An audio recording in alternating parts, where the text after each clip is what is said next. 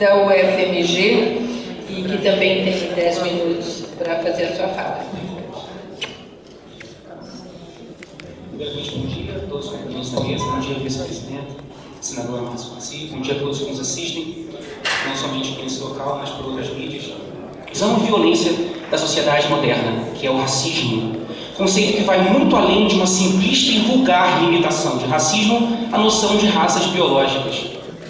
Racismo são as doutrinas de inferiorização, de forma essencialista, de quaisquer grupos sociais, em função da incapacidade de nós estendermos a eles a totalidade dos benefícios que possuímos em sermos humanos, porque desejamos tais benefícios somente para o grupo social a que pertencemos.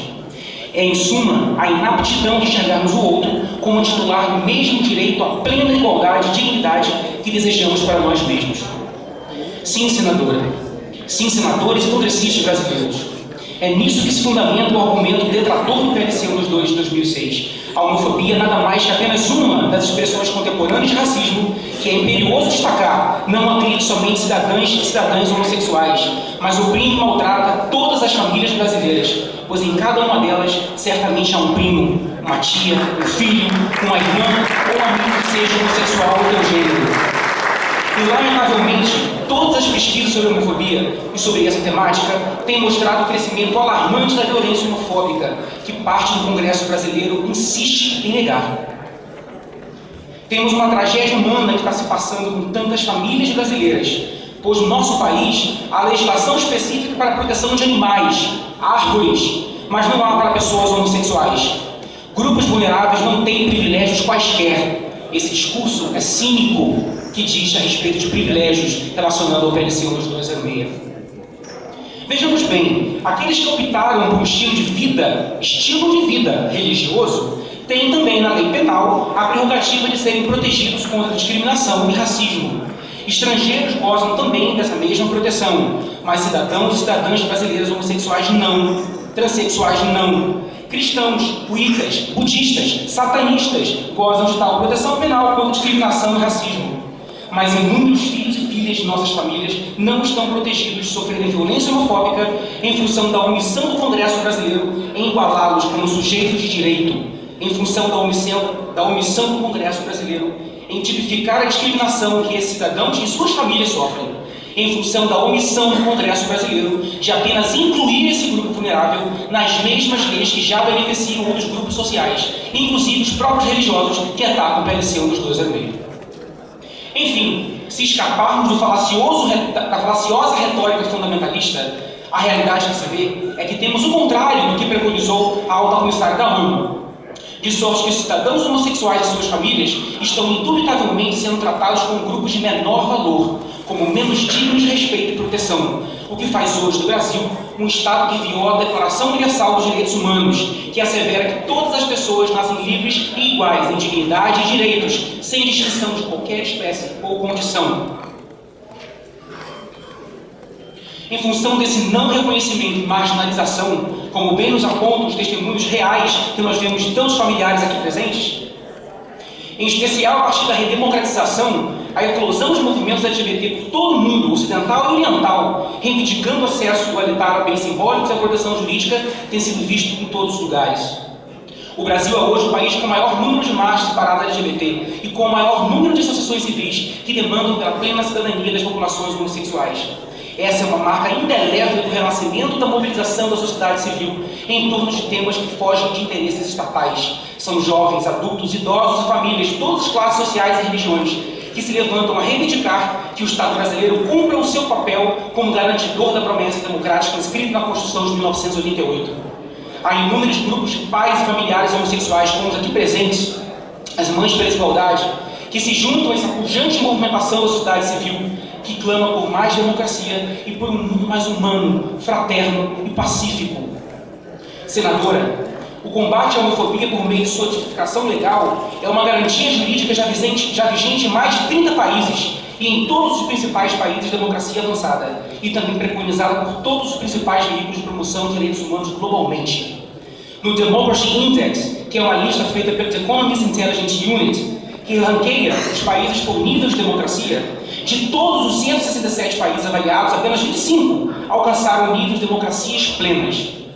E que destes, excetuando-se a Coreia do Sul, todos possuem leis que banem a discriminação por orientação sexual. Democracia e proteção às minorias sexuais andam de mãos dadas. Com essa constatação, joga-se por terra a falácia de que o projeto de lei de homofobia brasileiro seja algo absurdo ou antidemocrático. O que se vê é que para os extremistas que atacam tal projeto, que são minoria no meio religioso, o amplo conceito de democracia é de maneira vulgar e oportunista desprezado, além de cinicamente reduzido a apenas liberdade de expressão. Esses inimigos dos direitos humanos se põem a repetir e repetir de forma pueril como se a liberdade de expressão não viesse necessariamente somada a uma gama de outros direitos e também deveres, dentre eles o respeito à expressão da identidade do seu próximo. Tal retórica não se trata apenas de ignorância, mas de velhaca maquinação discursiva de alguns extremistas neofascistas de esmagar a democracia, pensando antes apenas a liberdade de expressão que lhes convém. Tal estratégia é reconhecida até mesmo pelo suspeito autor Paul Freston, evangélico, legitimado pelos próprios evangélicos como um dos seus maiores intelectuais.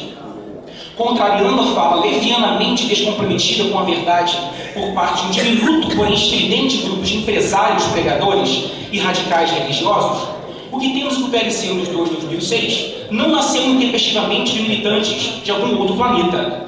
A tentativa brasileira de criminalização da homofobia, por meio da inclusão de cidadãos e cidadãos homossexuais nas leis existentes e que já tutelam outros grupos vulneráveis sujeitos à discriminação análoga, é, como vimos até aqui, uma sólida demanda democrática da sociedade civil brasileira, em tal consonância com as atuais lutas e conquistas da democracia na sociedade civil global. Os cristãos brasileiros não se opõem à redação da discriminação da homofobia. Os católicos evangélicos do nosso país têm um histórico de moderação, inclusive política, e esses pregadores de extrema-direita não os representam. Suas falas iradas e virulentas não focalizam os corações e as mentes do povo brasileiro. Pesquisa realizada pelo Instituto do Senado em 2008, como sabemos, confirma esse fato e mostra que, à época, 70% dos brasileiros já concordavam com a aprovação do projeto de lei, que torna crime a discriminação contra homossexuais e transexuais. E entre os evangélicos o apoio chegou a 55%. Quem tem medo de uma lei que absolutamente permite a crítica pacífica, mas apenas reprime o discurso de ódio, a injúria racista e a humilhação para com outro ser humano? Que católico deseja ter o direito de xingar um homossexual? Que evangélico milita pelo direito de demitir uma babá, necessariamente chamando-a de pervertida ou pederasta safada, quando poderia apenas demiti-la de maneira pacífica? Essas vulgaridades só existem em mentes extremistas e doentes de preconceito, como santos profetas da homofobia, mas jamais do povo cristão brasileiro. Outro sim imperativo que aqui se esclareça quem são esses extremistas que se inflamam quando referem ao projeto, pois isso se relaciona diretamente com o trabalho de representação do Congresso brasileiro. Esses pregadores homofóbicos não são líderes religiosos apenas, mas são explícita e assumidamente empresários de grandes corporações empresarial religiosas. Há, porventura, algum problema com a proposta comercial dessas associações? Legalmente nenhuma. É legal. A questão problemática está aqui no Congresso Nacional. A Câmara dos Deputados é a casa que representa o povo, e os senadores representam os estados e o Distrito Federal, e não tem a prerrogativa constitucional de servir de canalização de interesses corporativos. É uma desvirtuação do sentido precípio da representação política permitir que demandas corporativas e empresariais se sobreponham a interesses do benefício último da representação parlamentar, o povo. O bunker de oposição PLC 1/2 é composto em seu núcleo por um punhado de organizações empresariais religiosas que nos últimos 30 anos vêm disputando entre si por rebanho, por mercado e por poder político, fazendo de suas atuações parlamentares uma sucursal de suas corporações, desprezando o indispensável discurso de ética e interesses públicos. Como bem nos explica Lando Rein, sociólogo, o fenômeno do evangelicalismo e do movimento carismático no Brasil é típico de uma sociedade que desintegrou em poucas décadas a vida no campo e encheu caoticamente a vida urbana. Assim surge um contingente populacional de baixa renda, de pouco acesso à educação formal e de perfil conservador, além de serem vulneráveis econômica e socialmente. No afã de conquistar essas desgarradas camadas sociais, os profetas da homofobia se valem de discursos levianos, sabidamente descomprometidos com a verdade. Nenhum deles teve um mínimo de compromisso ético de divulgar a íntegra do projeto de lei que condenam. Só manipulam partes. Se eles têm compromisso com a verdade, então os desafio a exporem em seus sites a íntegra do substitutivo que está sendo discutido. com o intuito de enganar, citam sistematicamente uma redação que já foi posta de lado, que não se trata do verdadeiro texto em tramitação. Mentiram inescrupulosamente, dizendo que a criminalização da homofobia era uma ideia esdrúxula que não existiria em nenhum lugar, em nenhum outro país, quando é por todos sabido que dezenas de países já possuem esse tipo de legislação. Repetem frases prontas e caricatas sobre ciências jurídicas e sociais que, se usadas por um estudante, o fariam ser reprovado em exames de ensino fundamental. Tamanho disparate. Com espantosa desonestidade intelectual, com semelhança só vista na propaganda nazista, citam genericamente pesquisas jamais existentes, sem citar fontes, ou abusam da expressão "a ciência prova", para dizer o que cientista algum jamais afirmou. Mas sabemos com efeito que o grande medo desses profetas da homofobia em relação ao PLC é que eles sabem que terão, se a lei for aprovada, que passar a sustentar sua retórica homofóbica utilizando-se exclusivamente de argumentos religiosos.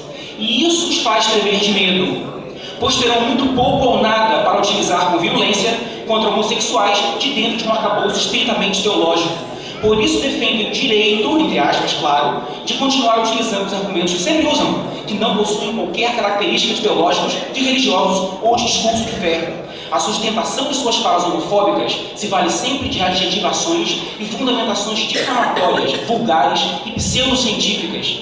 Se forem obrigados a dizer apenas "é pecado" ou "Deus considera abominação", ou falas do gênero, eles sabem que o potencial agregador de seus discursos se esvaziaria. Daí limitam para poder continuar a nomear os homossexuais doentes, pervertidos, pestes, promíscuos, assegurando que tamanha violência seja cinicamente protegida como liberdade de expressão. Por fim, gostaria de lembrar a frase preferida pelo foragido da polícia, apontado pela própria polícia de São Paulo, como autor do duplo homicídio no Arco da Freire, no ano passado, que ceifou a vida de 2 homossexuais que possivelmente tiveram uma mãe, um pai, uma irmã, um irmão, uma família com corações despedaçados. Alguns dias antes, o alegado autor do assassinato escreveu em sua rede social: "Ainda bem que a homofobia ainda não é crime." Senadores e deputados brasileiros, até quando criminosos vão se regozijar pela homofobia ainda não ser crime e se sentirem abonados para retirar a vida de filhos e filhas de tantas famílias brasileiras? A responsabilidade está em vossas mãos. Quem dará essa ansiada resposta aos cidadãos e às famílias que formam o nosso povo serão os senhores.